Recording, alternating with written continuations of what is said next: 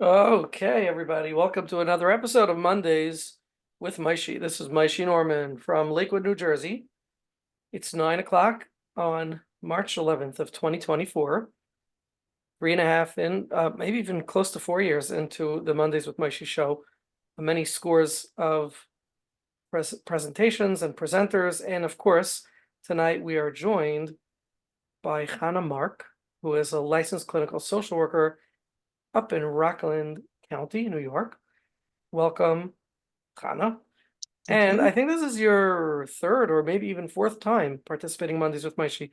I think you may actually win the prize of most times featured. So but definitely well up there. And I think that the reason is self-evident. It's because every time you come on, there's something fascinating that's learned, there's insight, and just a greater insight into the human psyche, how people operate, how defense mechanisms operate, how transference and countertransference works, and so many other psychotherapeutic concepts. And more than everything, of course, is the way that psychotherapy works. You have a real fascinating grip on the process of psychotherapy, and that makes this really in line with our mission of Mondays with Maishi, which is really to teach and learn about the process of psychotherapy. Special shout out and hello to Michelle Friedman. Thanks for joining tonight, and thanks for turning on your video. Those of you who could turn on your videos, please, we love to see faces. Tonight's presentation is going to be fascinating. Chana is going to be speaking about a case presentation which disproves all of the old biases and stereotypes of psychoanalysts that treatment has to be 20 years or more. Chana worked with a child who I believe is 3 years old and felt that the work was complete in, was it 2 or maybe 3 sessions? It was two sessions. Yeah, so maybe 2 sessions with a 3-year-old is arguably the equivalent of 20 years with a 50-year-old. So I don't know. But but anyway, Chana, thank you for joining us tonight and coming on and presenting this fascinating case presentation. I'm going to give you the floor. This format's going to be a little different than our typical format, and it's going to actually be a presentation. So Chana's going to be presenting the case, sharing some slides from a PowerPoint, some pictures, and then leaving room and spaces for questions. So I will ask you, as always, to raise your hand when you have a question. You can use the chat box at any time, of course, but please, if you have a question or a comment, use the raise your hand tab on the bottom of your screen. And when we take our question breaks, I will call on you, hopefully in the order that your call was received, and Chana will take your question. So without further ado, Chana Mark, let's do it. Hit it. Okay, here we go. As you know, I had the most extraordinary opportunity to treat a 3-year-old boy who achieved major symptom reduction after 2 sessions. I believe that it is this astounding fact that has drawn people to want to come and join us. I want to be very clear. I'm not a magician, and I have not come here today to tell you how to treat a baby in 2 sessions. I reiterate that this was as much of a surprise to me as it would be to anyone. I want to start by telling you a little bit about Benny. Benny belongs to a large and loving family. His parents are both very developed people. His mother has a clear idea of her role as an attuned, receptive mother, and her children feel loved, secure, and safe. His father has a clear idea of his role as a loving, guiding father.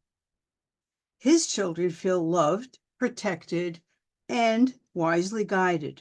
The parents work together to determine what will be best for each child, which raises the question, with all of this, why did Benny need psychological help in the first place?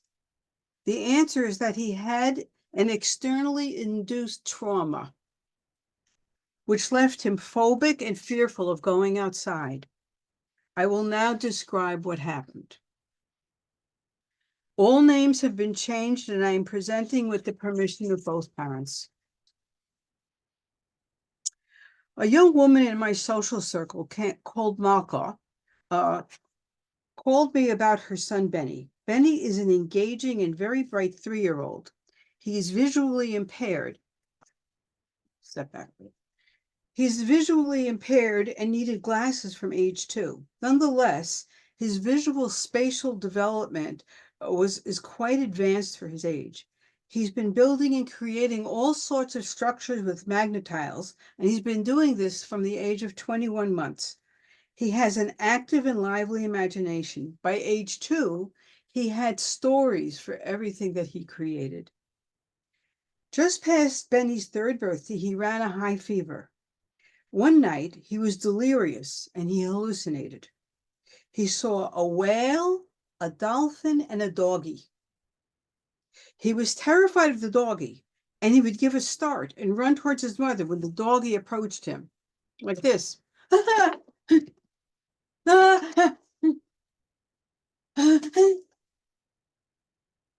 For any of you here that are currently attended that have ever heard about or experienced a child that hallucinated as a result of reaction to medication or delirium after a fever, for a parent, this is the most terrifying experience. After he recovered, he no longer hallucinated, but he continued to be afraid of the doggy and would not go into his crib and go to sleep at night because the doggy would come. Benny loves to go out. After this incident, he refused to leave the house because he was afraid of the doggy. This situation persisted for a number of weeks, and Malka was starting to worry. I was visiting Malka, and I told her I would try to help him. I saw him for 2 sessions. After these 2 sessions, his anxiety was greatly reduced. He was able to settle down in his crib and go to sleep. I'm not a miracle worker, as Malka called me. I knew I was working with a bright, developed, and very connectable 3-year-old. I would like to share these 2 sessions with a commentary on what I observed and my thoughts as to why this was so successful so quickly. Okay, so first, I'd like to show you the family lineup here. It is, okay.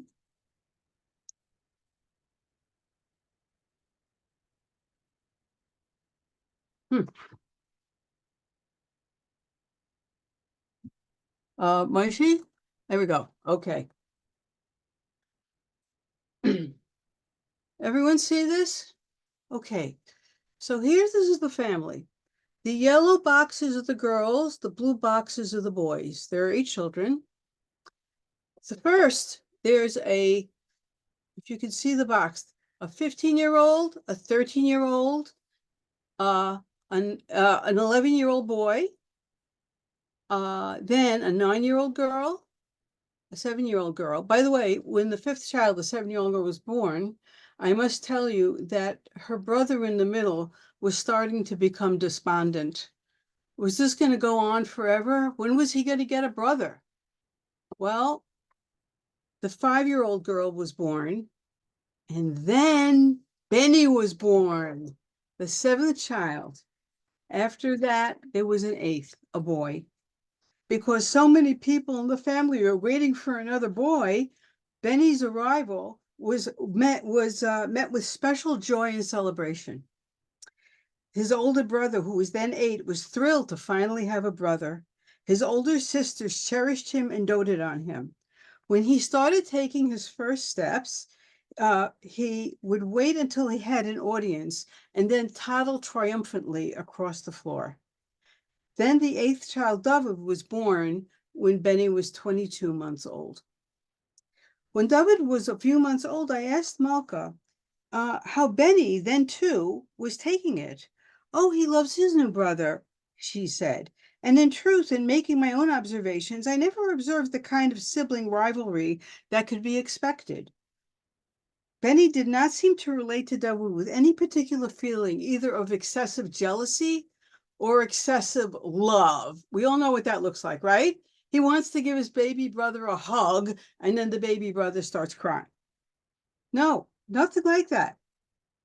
It seemed to me also that David, the youngest boy, was just one of the gang. On more than one occasion, I observed Benny offering David a toy, as he was now the big brother and David was the baby. This was in fact the case. I was certainly mindful that Benny was at the age where you could start to expect a certain amount of Oedipal anxiety. I knew that could be the case here, and the turmoil that goes with it. Still, I wondered, it didn't feel that way to me. It felt different. Okay, let's start with some theoretical considerations.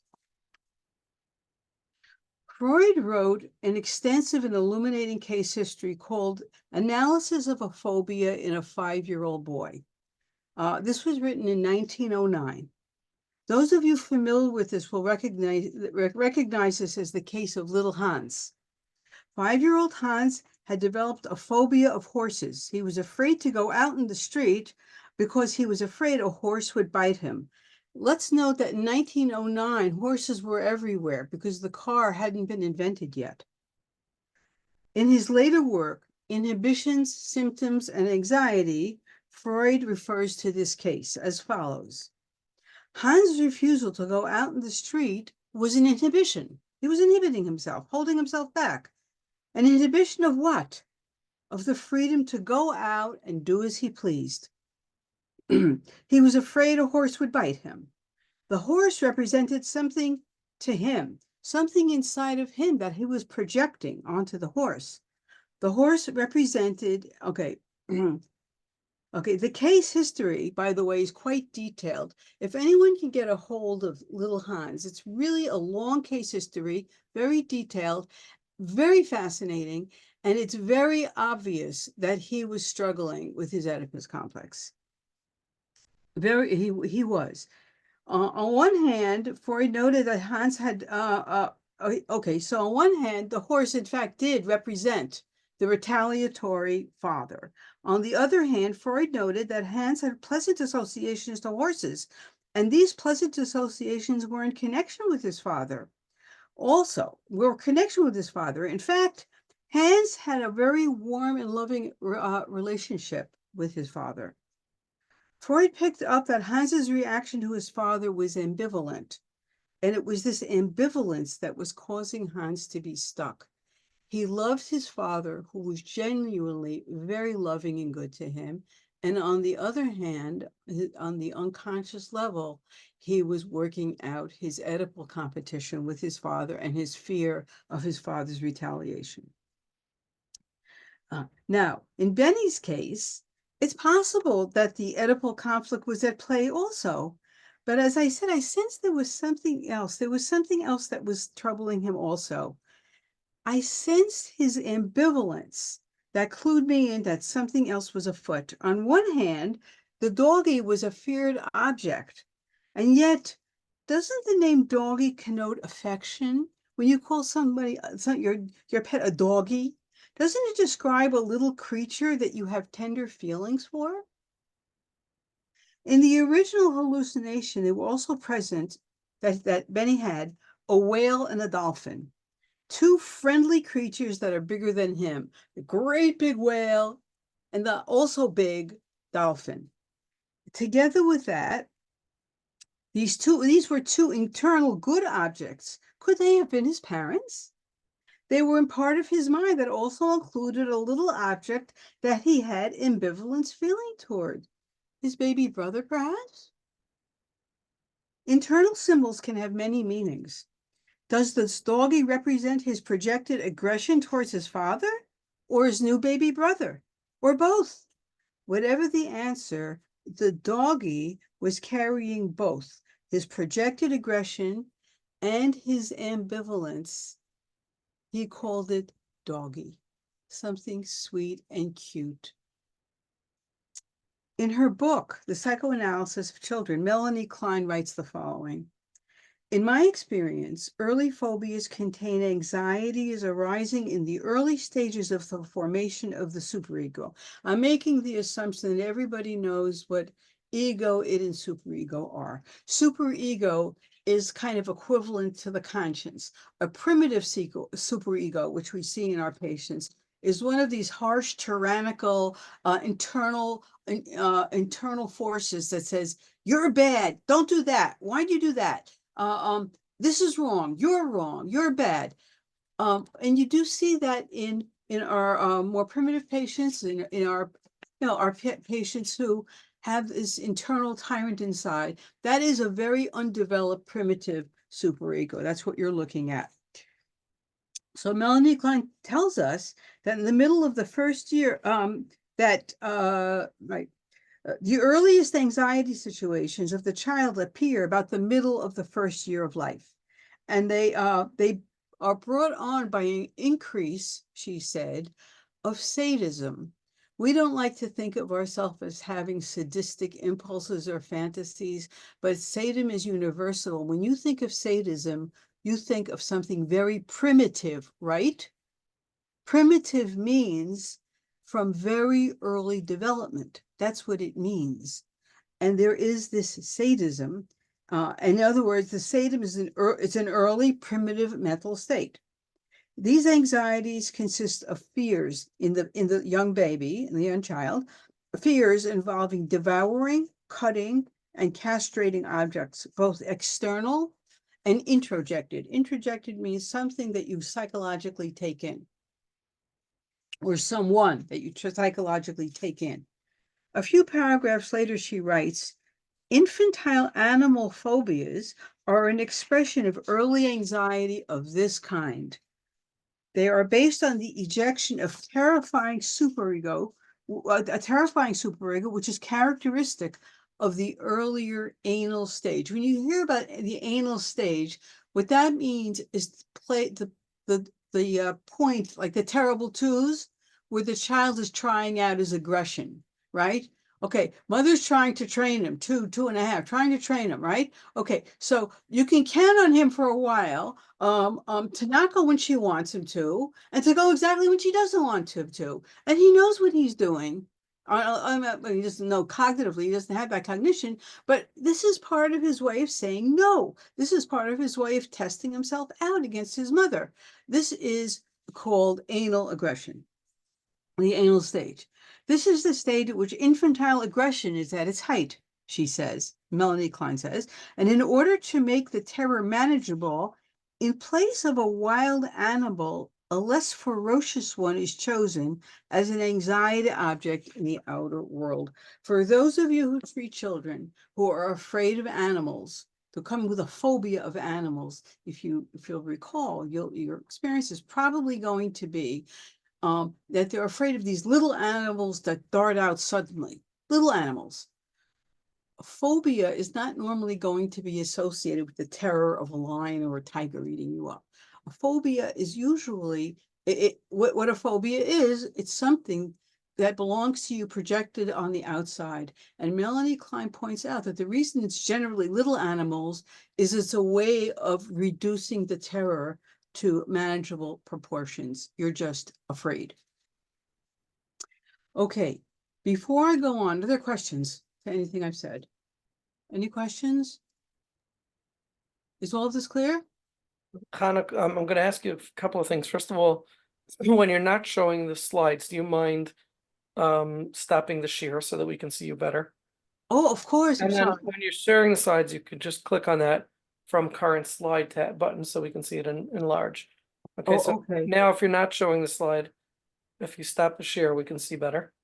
Okay, oh, I didn't realize. Is Okay, that better? stop. Okay, can you see me now? No, do you want to stop the share? Stop the, Share screen. oh, stop the, oh my gosh, okay. Okay. I saw, I'm Can sorry, you, okay, hang on. can we have you elaborate for a minute on the Oedipus Yes, thing absolutely. and also to a little Is bit that more. better? No, you're still Okay, sharing. you are screen sharing, stop share, okay. Okay, There we I'm go. sorry, everybody, So okay. can you on the Oedipus and also this last concept that you just said about creating smaller phobias to make them more manageable. Can you talk a little bit more to that? Sure. All right, first. The Oedipus complex is is universal, something all children go to, sometimes go through, sometimes between the ages of 3 and 6, where uh this is what happens is that little boys find themselves very attracted to their mothers, attached to their mothers. And that means that the father is not going to like that at all if he wants his mother. And he sees his father as this big potentially retaliatory and castrating figure. Children from this age, 3 to 5, are always, or 3 to 6, are always coming into your room because they're having nightmares. It's because at this age, their unconscious mind is working the Oedipus complex through. Eventually, the little boy comes to accept that daddy has mommy, and when he gets bigger, he will get married and have his own wife. He comes to accept that he can't have mommy, that mommy belongs to daddy. The little girl has a crush on her father, a little 4-year-old girl following her father around all the time and like just wanting to see everything he does. This is, she's going through the Oedipus complex. And she also will harbor unconscious fantasies that her mother is going to retaliate and not like her, and really want to get her out of the way. So children, this is all going on in the unconscious mind. This is all laying down a substrate for what later will be the course of heterosexual relationships. So, and everyone goes through it. This is the Oedipus complex. Now, let's go back to phobias and what Melanie Klein has to say about that. She said that in her experience, children develop phobias. Those phobias are actually representing childhood terrors that begin around the most aggressive, sadistic stage of the child's development, which is around the age of 2. We call it the terrible 2s. It might be terrible for the parents, but the child is simply going through this stage of development. One of the ways you see it is through toilet training. You know why? Because up until now, mother had control because she had the food. But now he's got something mother wants from him and he doesn't have to do what she wants. He can start exercising control, exercising aggression. Okay. Do you have to go to the bathroom? No. Okay. So in the car, everyone's going to realize that he did have to go to the bathroom. This kind of thing. Okay. This sort of thing, it's not conscious. It's not contrived. It is the normal aggression of a 2-year-old of this particular age. That is called, it's the reason it's called the anal stage, is because you find it acting itself out, the aggression and the testing of his control and the separation that goes along with that. He's testing all of these things out around toilet training. And as I said, the reason he can use that as the field around the arena around which he can test out his aggression and test out his test this out and play it out is because for the first time, he's got something that mommy wants from him. He's not so dependent on her. Like I said, she had the food, he had to listen. And he has the body products and he has control of that. And how does that, what does that have to do with phobias and terror? Oh, so what happens, right, that's that. So now what happens is this. Children experience feeling states in an extreme way. Their fear is terror. Their aggression is murderous. We don't like to think of babies this way, but it happens to be the case. And when children feel these incredibly aggressive feelings, they often they're very uncomfortable, they're very frightening, and they want to project them. So they project them onto an animal. The animal is bad. The animal's going to do the biting. The animal, okay, and it's going to bite me. The animal's going to bite me. But this is really his aggression being projected out. So what Melanie Klein said was that even though the aggression inside of the child is very strong, especially for the child, very, very strong, to project it onto a wild animal that would tear him to pieces is much too terrifying. The mechanism that she discovered for animal phobias is that it's projected on a smaller animal, on rabbits, on little dogs, something like that. Is that clear? Yes, excellent. Okay, thank Does you. anybody have any questions that you'd like to share? Now would be the time. Use the reactions tab. Okay, Okay, carry on. great. Okay, now let's go to the therapy. I'm now going to present the content of 2 sessions. Before I do this, I would like to introduce the thinking of Jill Bellinson. Can everyone see? Oh gosh, Zach. Okay, I didn't expect that. Okay, I'm reading. Jill Bellinson is a psychoanalyst, child psychoanalyst, a faculty member and supervisor at the William Alison White Institute. I have learned much from her. She wrote a wonderful book called Children's Use of Board Games in Psychotherapy. And I'll tell you what, she took her like many years to write this book because of an observation that she made that all of us who treat children do make. And it is this. She discovered that latency children don't want to talk. Everybody notice that? That latency age children, they certainly don't want to talk about their feelings. And the reason is, by the way, is that at this particular age, they're busy with repression. I'll go through that if you want, but it's a bit of a digression. The point is, though, they're not interested in talking about their feelings. They're too old for solo imaginative play. They do like to play board games. Now, how they play the board games reveals meanings that can be discovered. These meanings reflect the conflicts and personality difficulties that the child has in real life. And when we intervene effectively within the metaphor of what the child means by the way they play the game, we can really effect very powerful change in these children, in the children that's come to see us. To illustrate this, I'd like to digress for a moment to a case of my own, a latency age child that I treated, and we will then go back to Benny and see how all of this applies to him. A 10-year-old patient of mine, I'm going to call him Andrew, suffered a traumatic loss at the age of 4, and his mother was a fragile yet very controlling figure. When I met him, he was 9, almost 10. When I met him, he was depressed, withdrawn, and a target for bullies. In his circle, the boys had gotten hipped on playing chess, and he wanted to play chess with me. So we set up the pieces, and I gave him white. He went first.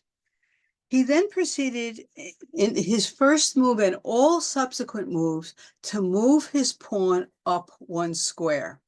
If anybody is familiar with chess, it leaves the pawns open to being taken off. It leaves a lot of the powerful pieces in the back open to being attacked. But that was how he was playing. This is all unconscious. As far as he's concerned, he's playing a game of chess with me. Meanwhile, I was developing my pieces. I was moving out my knights. I was moving out my bishops. And what happened here, the result left him completely exposed and vulnerable to attack. He was using the game to say, crush me, castrate me. This opened up a major pathway in our treatment. Let's keep in mind that all of children's play is an expression of their conflicts and anxieties, and the resolution of those conflicts and anxieties. I will now present a series of drawings that Benny made. in looking at each one, I ask all of you to get in touch with your 3-year-old. Be a 3-year-old. I will elaborate for each drawing how Benny drew the drawing, and this is really the most important aspect in understanding what each of these drawings meant. Okay, let me share my screen again, and let's go back to this, and I think I'll get it right this time. Okay, does everybody see that? You have to double click. Yes. Click. You have to double click the share screen again. Sorry. Oh gosh. Oh, how do I get out of here? I'm sorry, guys. This is exactly what I didn't want to happen. No worries. What? No, I'm. Forgive me, everybody. Okay, Murphy's Law. Nothing is as easy as it looks. Everything takes longer than you expect, and if it's going to go wrong, it will at the worst possible moment. All Well right, said. here we go. Everybody see that? Yes. Okay. Now, do you see the doggy? So, let me, one minute.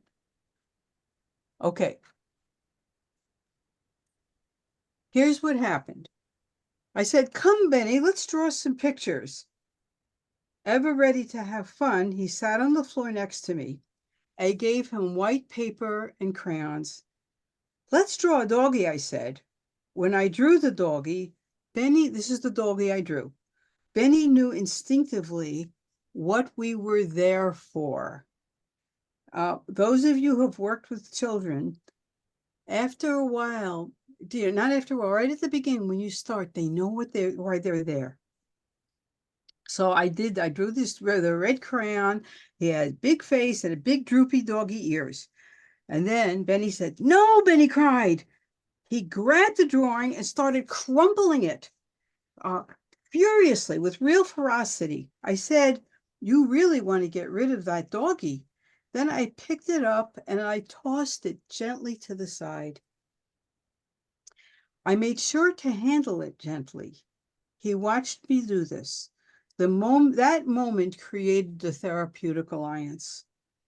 When he heard me say that I was going to draw a doggy, as I said, he knew why we were there. The young ones know.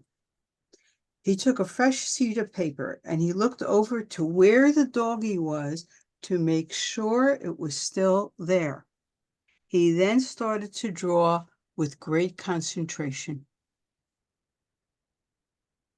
Okay. Everybody see that? Yes. Yeah? Okay. Be a 3-year-old. This is what he drew. Each mark itself. If you take a look at this drawing, you will see that there are those parts, there's not enough room here, but you'll see that there are some curves that are facing the center, some curves that's sort of trying to face the center. Some of these little curves are going in the opposite direction, and all of it is scattered.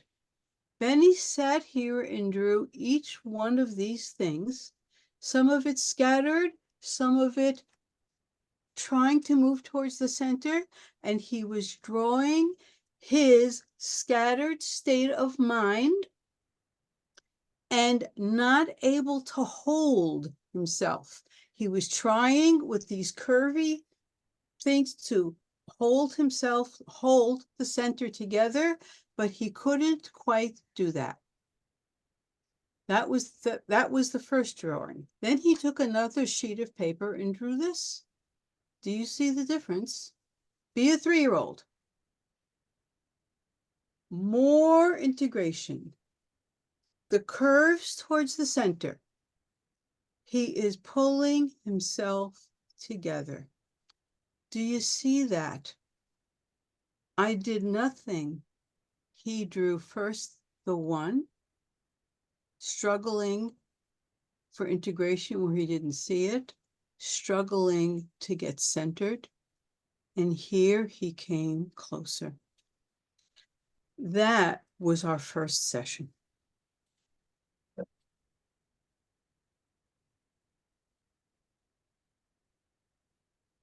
That evening, when Malka put Benny to sleep, he said to her, "No more doggy, right?" "No more doggy," Malka replied. He went to his crib and slept through the night. A few days later, I went to their house for a visit. She told me what happened. "You're a miracle worker," she said. Well, I'm not, of course, but the process of giving a 3-year-old child the space to share his unconscious fears and fantasies is very powerful indeed. I sat down on the floor and asked Benny if he wanted to draw with me. Of course he did. So this is our second set of drawings. Let's get it right. Screen. What?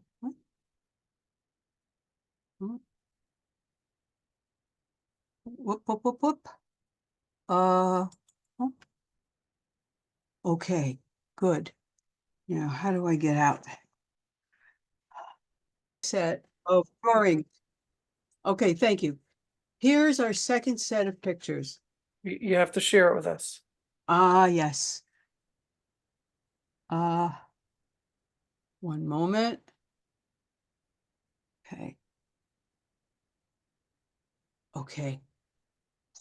Here starts our second set of pictures. Perfect. Okay, thank you. Benny drew the one on the right, on the left. I said, "Benny, what is that?" He said, "It's a doggy." He was mastering this. He was drawing a doggy. On the other side of the page, I copied what he did. The bold red. You can see I copied it. I tried to copy it. I drew a doggy. He then took the crayon and started scribbling it up. He wanted to get rid of it. He wanted to face it. When he was in control, he could tolerate the doggy. When I drew it, he wasn't in control and got really frightened and started to color it. Okay. Then I decided to draw a picture of his brother, David. He said to me, "Who's that?" "It's David," I said. Betty looked at the picture with no visible reaction. He then continued to draw.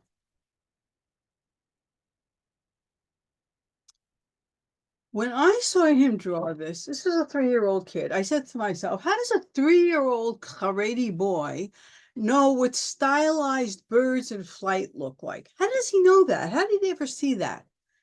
And I realized that he didn't know that. He was doing this from himself. And I watched how he did it. He started from the center. Take a look at how there's a center. It goes left and right. Another one, left and right. He centered himself, left and right, over and over again. Found his center, went left, went right. Margaret Marlowe tells us that the age of practicing is from 10 to 16 months. The practicing stage is that stage where babies and young children are beginning to repeat the new things that they learn. They start something and then they repeat it again and repeat it again.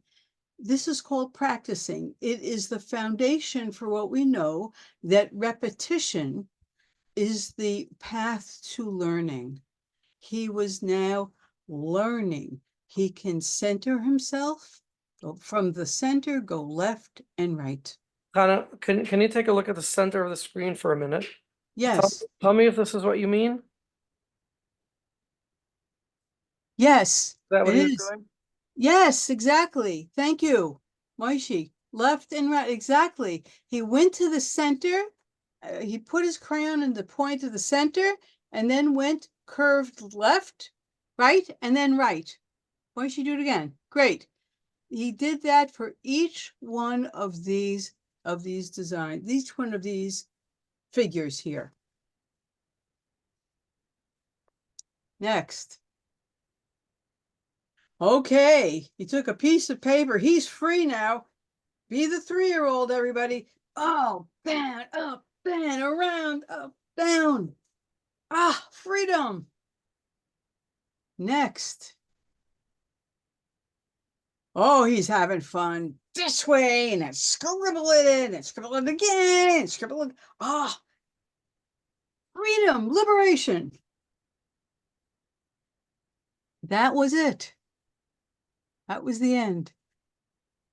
Okay. Stop share.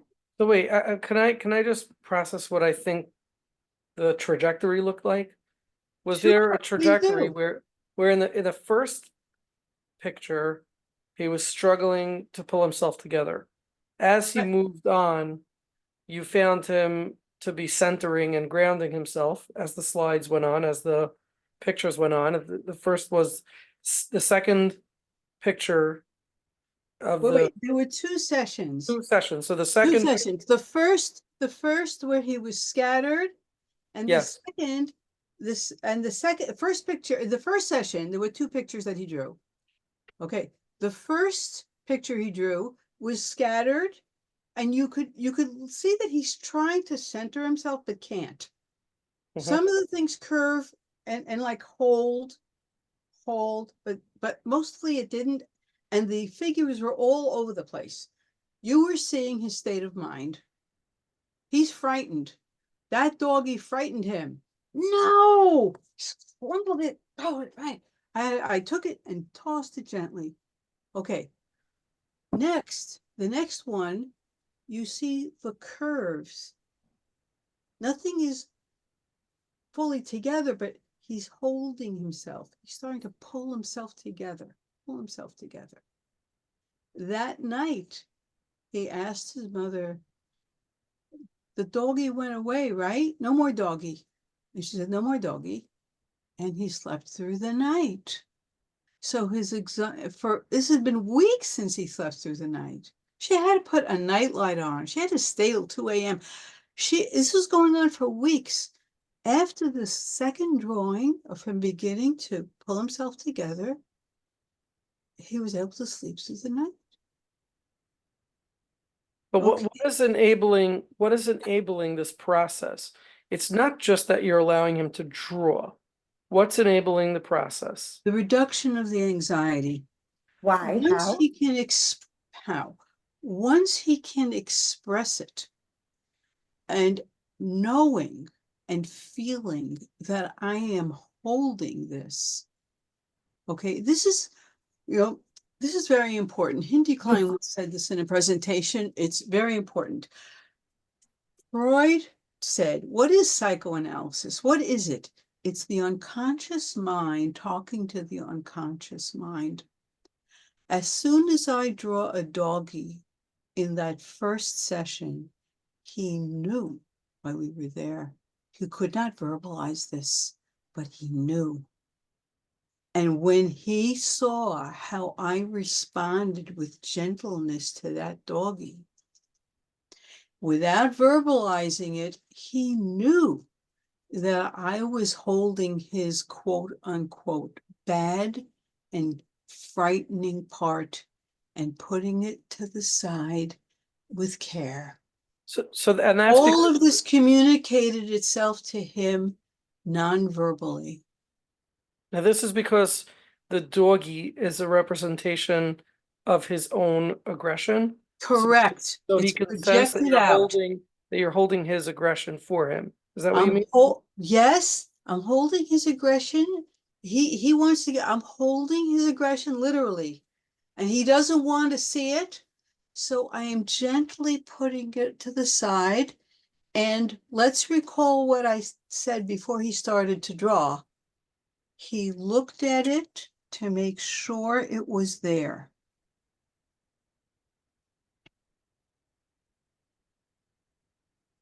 How a child conducts his motions, his drawings, it tells us everything. How? This is part of the work you pick up on these you know, it's in any field, in any field of practice, it's learning to see what's there and seeing that he needed to know that it was safe. He fixed on it, and that was when he was able, by the way, to draw those next two pictures and concentrate fully on them, because he had not lost that part of himself. He knew he didn't want to deal with it, but it was being gently kept for him over here. Now, would you agree that if this child had not come from the healthy, warm, loving, protective family that you described in the beginning of your presentation, that this would not have occurred after just a few minutes or an hour together with this child? I would say something different. The minute we started, as all children do, he knew why we were there. They don't. They just know. They know. They get it in a way without having to verbalize it.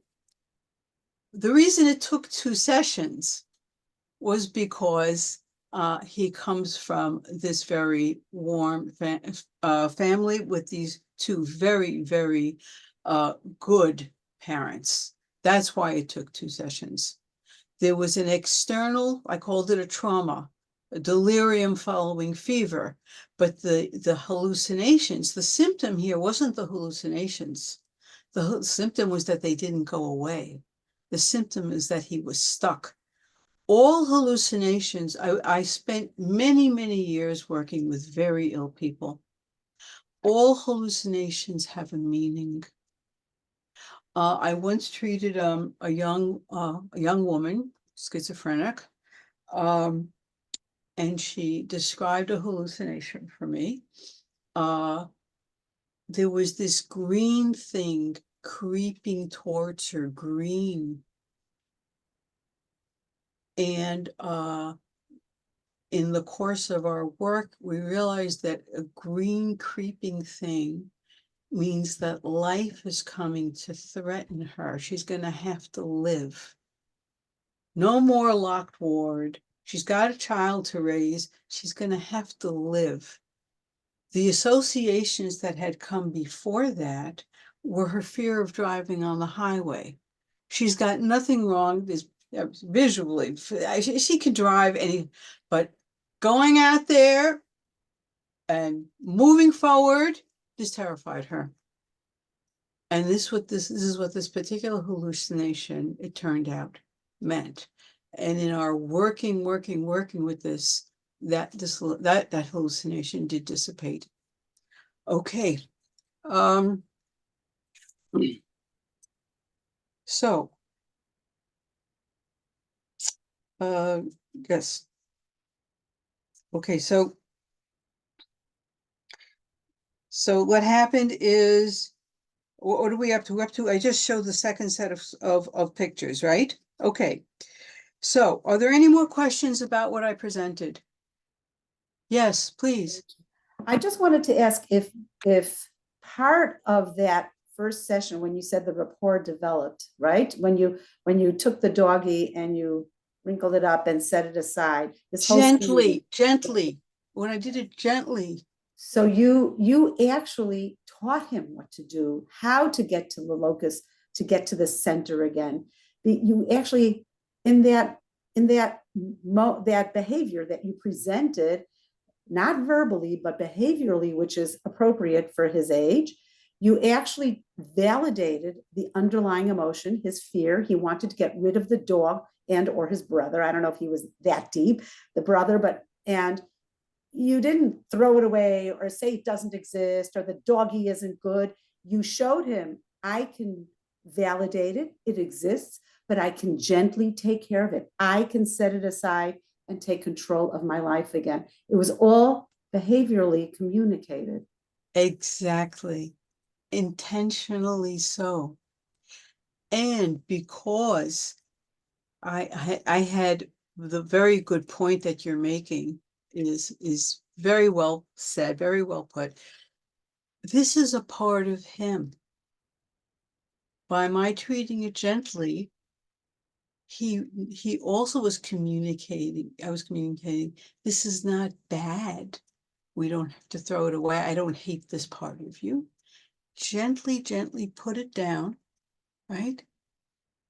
And that made it available to him to look at it, make sure it was there, and continue. Yes, And how to manage himself gently. exactly. Now, the second set of pictures, okay, there was, as we said, there was, he drew the doggy, and when I drew the doggy, he had to get rid of it. It was out of his control. And then we had those kind of bird-like things. And did we get to the, I drew David. And then, and he looked at that, then he did the bird-like things. And then he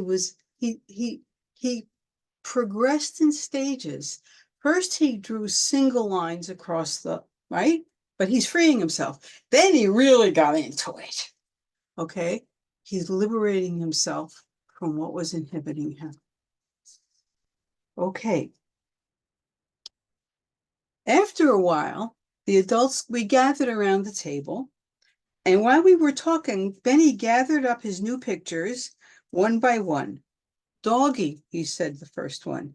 David, he said for the second one.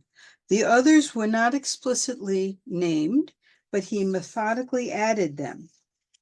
Then he added the old pictures to the pile and placed them under my chair. I had wanted to look at them anyway, so I reached under my chair to get them. No, Benny said, don't touch them.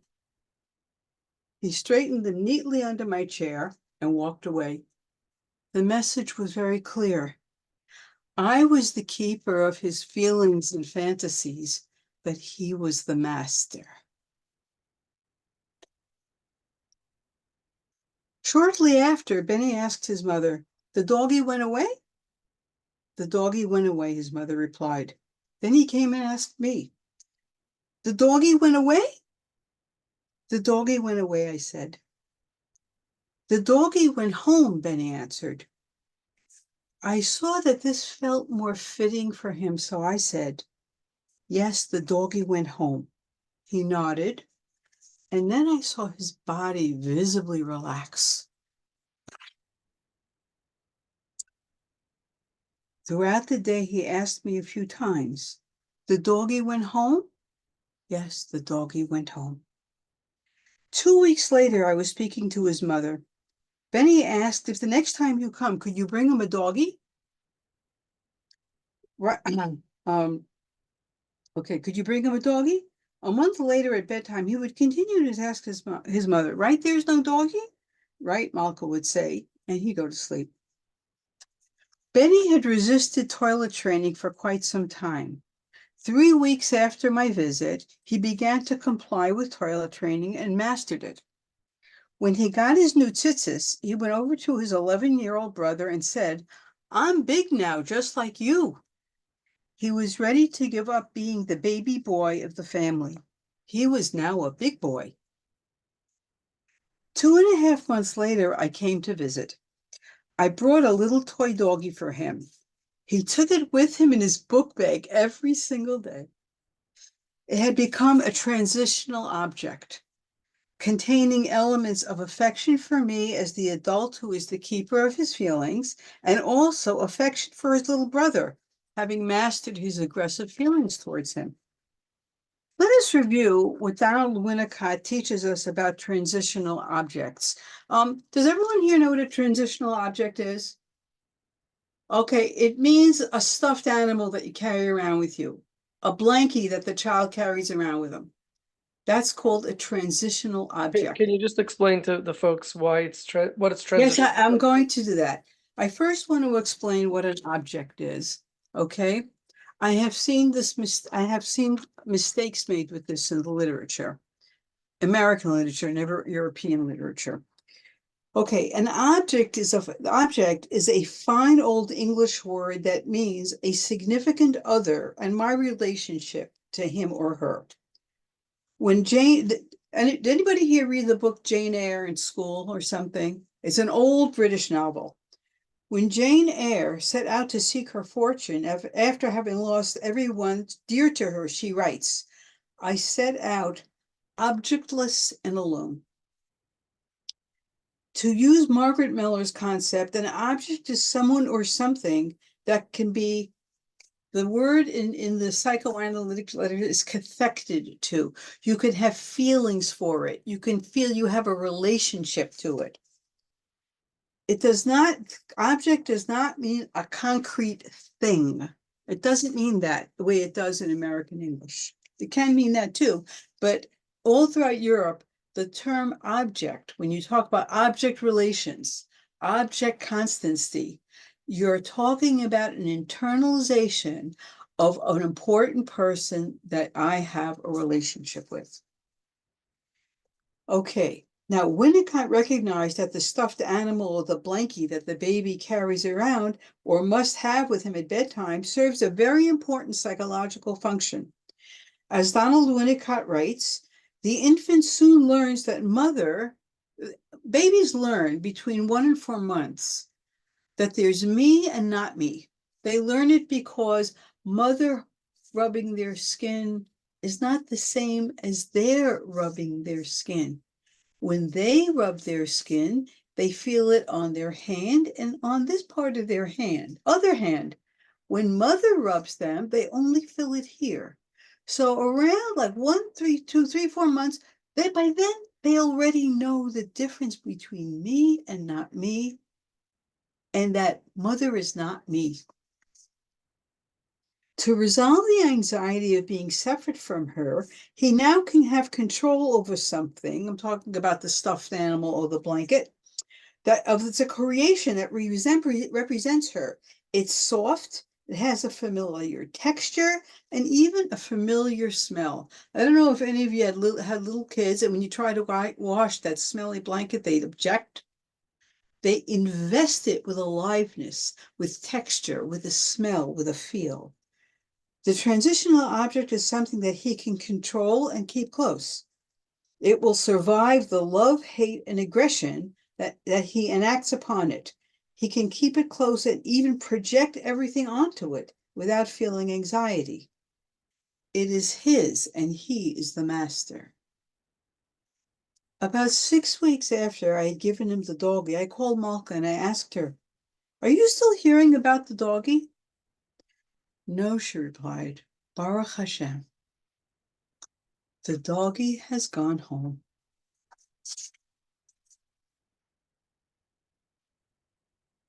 Thank you for listening.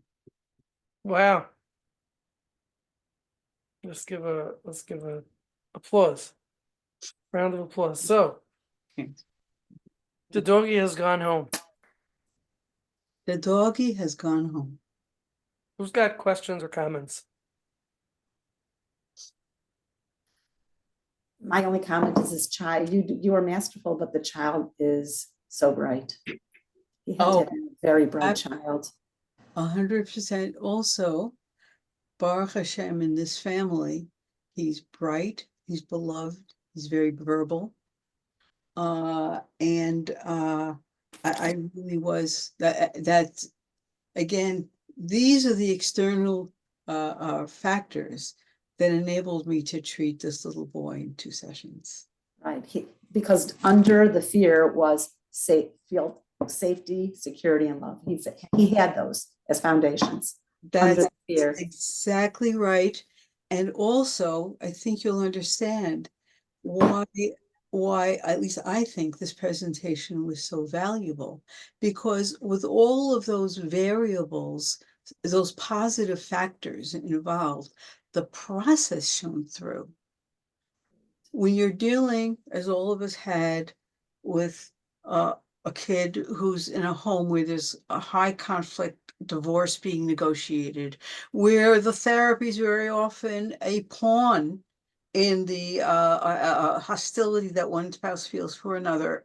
I'm sure you've all been here with 2 children, okay? When the child himself has terrible issues, can't trust, torn inside, terrible sadness, guilt for everything. You're dealing with a lot. All of this has to be worked through. What was so beautiful about this is that these factors weren't here, and the actual psychological process was so clear, and that's why I wanted to present this. Yeah, pure, very pure. Was there significance to David, little brother David, in this whole story?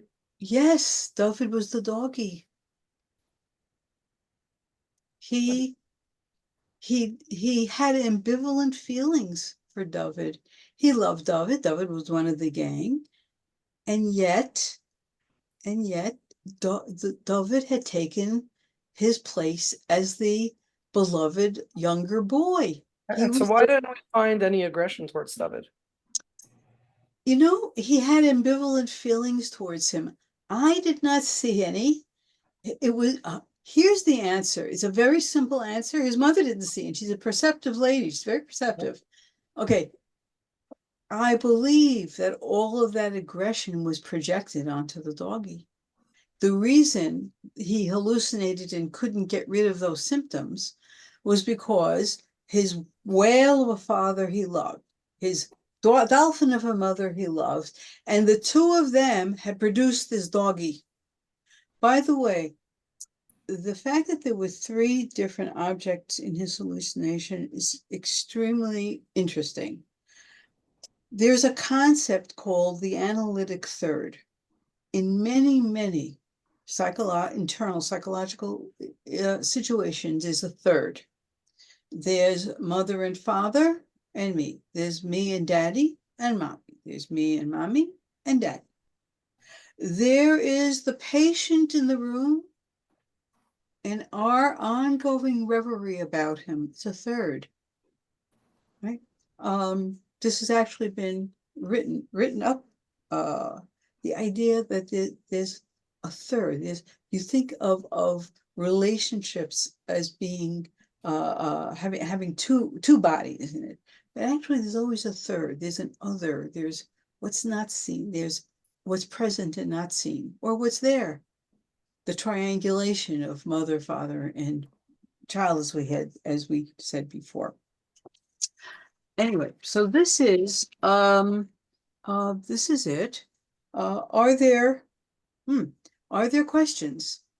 Any more questions? Quick question. First, thank you so much, Hannah. Did you say something about the sight, the vision of this little boy at the beginning? Yes, he's visually impaired. I'm like thinking the whole time. He He wears glasses. He wears glasses from the age of 2. He's visually impaired. His parents sent him to a special playgroup. Well, he's in Israel, so he's special gan. And even though he's visually impaired, he before age 2 could create incredible structures with magnetiles. His visual spatial abilities are uncannily developed. And definitely the pictures that you showed, he had the ability to have a center and then to build out from it. I'm thinking, did I hear that right? Is he visually impaired? Yes, I did. And so thank you for just reiterating that. Right. I just, one more comment. I think some of the aggression came out in those pictures that you were calling his freedom. The freedom, the last 2 pictures where he just sort of. I think the last one might have been, but thank you for bringing that up. I think the aggression there were 2 pictures, one where he was really free, and the other one when he went like that. Yeah. Okay, I agree with you. Thank you for bringing up. Note that down. That is a very astute observation, I think. I believe that was also a discharge of aggression. You are quite right. Yes.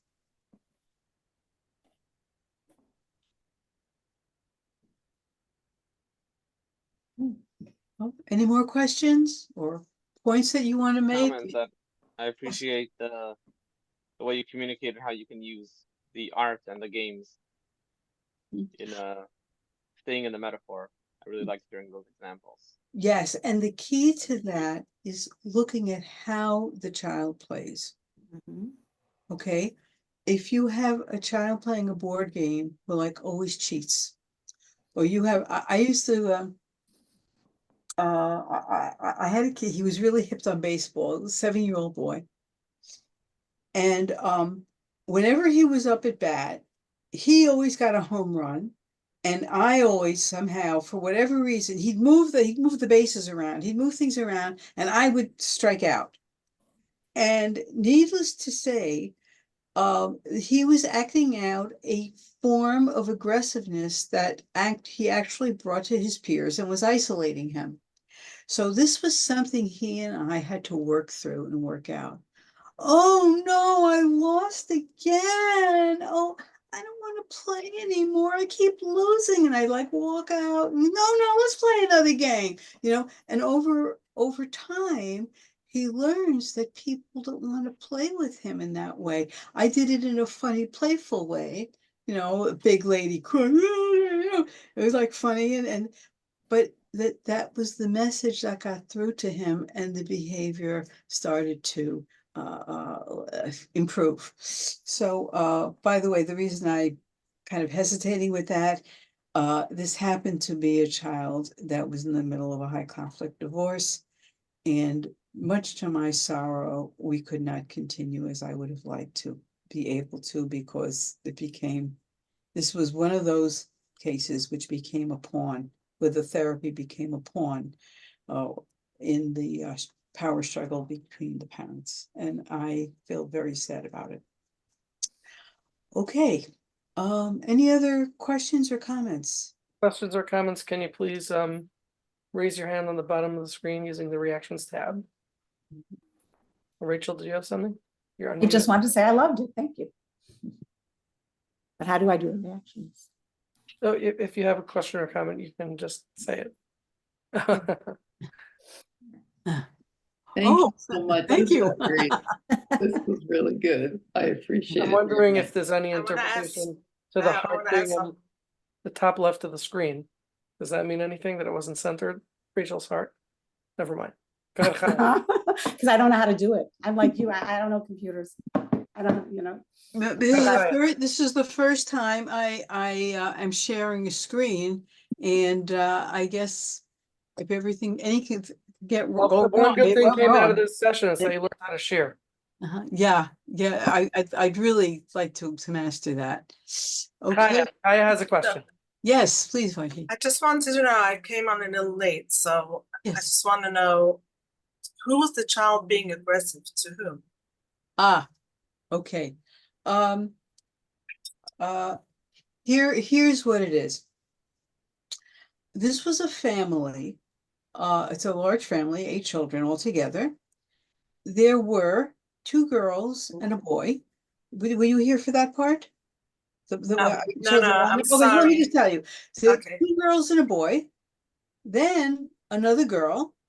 Meanwhile, the boy is kind of waiting for a brother, right? Then another girl. Then the 6th child is also a girl. So he's got 2 girls above him. He's got 3 girls below him. Wait, 3, yeah, right, 6. Okay, and finally, Benny was born. He was 8 years old. And I want to tell you, I didn't mention it before, the girls were getting a little bored also. They need a little bit of variety. So when Benny, the 7th child, was born, he was just doted on. Everyone celebrated. The 8-year-old boy finally had a brother, and the girls loved taking care of the little baby boy. The child under him, number 8, was born before he was 2 years old. And what happened, I'll just review. Right after his 3rd birthday, he ran a high fever. He was delirious and he hallucinated. Were you there for that part? Okay, it doesn't matter. He Okay. hallucinated. Now that can happen. It's terrifying for a parent to watch, but for him, the hallucination was a whale, a dolphin, and a doggy. Okay, a whale, a dolphin, and a doggy. A doggy is something you say, oh, how cute, my little doggy. But it turned out to have been, he had a phobia of doggies. A doggy was gonna, okay. So that's the background to this. He had a phobia. He wouldn't go out. Kid who loves to go out, wouldn't go out because the doggy would get him, wouldn't go to sleep at night. Might be a doggy in the crib. He wasn't hallucinating, but he did have a phobia and a fear of a doggy. And it turned out it was his aggression, to his aggressiveness, that this little baby boy replaced him as the doted upon younger boy. He didn't have to be a baby boy anymore. Once this cleared, he was toilet trained, he could wear tzitzis, and he identified with his 11-year-old brother. Mhm. Okay, does anybody have any last questions or comments? I found this to be fascinating, and one of the things that takes me is how much is right there in front of your eyes. Mhm. And you just have to learn how to see it. And I think, like, one of the questions that I have is some of the interpretations that you made, about the whale and the dolphin and the dog and other things. If there were another analyst or psychoanalytic therapist observing this, would they perhaps make other interpretations and not see what you see? Well, And how do we know that the storyline wouldn't have gone completely differently with a different therapist?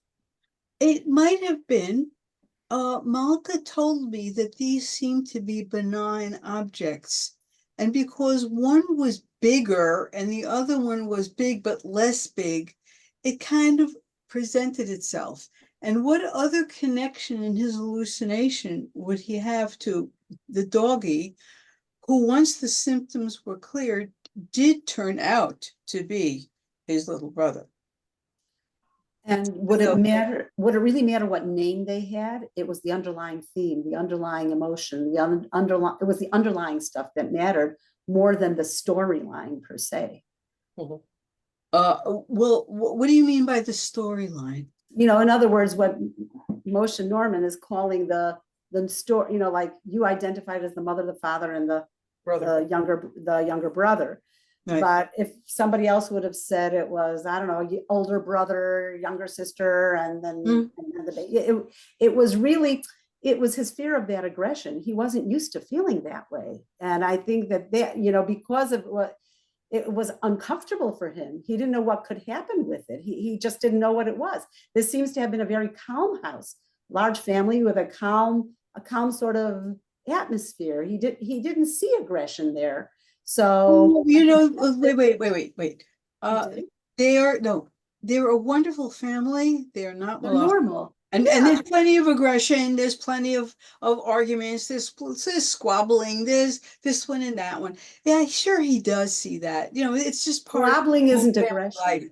life. But the fact of the matter is, his aggression, his infantile aggression is very terrifying to his Yeah. infants. It's very extreme, as all of their emotions are very extreme, and he had to project it. But you're absolutely right. That is the point. Anna, can I ask you something? Is the reason that infantile fears and emotions so intense, is that because they've never learned to be soothed or to self-soothe and regulate? And so anytime they feel a feeling, it's so terrifying until they're actually soothed and learn how to regulate? Yes, exactly that. In fact, you're identifying a very, very important aspect of adults who cannot self-regulate. Some of that might be organic. It might be, and it's something, there are very impulsive people that, we know that. But the fact of the matter is, when you have a mother and a father who can say, it's okay, it's going to be fine, it's good, that's when babies and young children learn it's not a catastrophe. It can be held. Mhm. Yes, and over and over and over again. Now, this is what you reminded is very important. An anxiety-ridden mother is not going to very well able to calm the anxiety of her children. When children see that the adults are not anxious, that is their reality testing. they Mhm. can then take in and interject the calm mother, and they can also consciously or unconsciously realize that this is not a catastrophe, it's a disappointment. Mhm, mhm. I just want to say something. Mm. What's interesting to me, if I got the story correct, is that all this came out through a medical incident. Yes, Like correct. he had fever and then he got delirium, and then he had this what do you call it, hallucinations. So it's very interesting that it all started from that. It really is. The symptom wasn't that. The symptom was that it didn't go away. The symptom was that it persisted. Very often, it does happen that children either have delirium and hallucinate, or they have a reaction to some kind of medication and it happens, but the next day they're fine. The symptom here was that his hallucination, which I had mentioned before, all hallucinations have a meaning. They have a meaning. A person hallucinating, that is their primary process. It has a meaning. Now, in Benny's case, the meaning was an unresolved conflict in him, which persisted.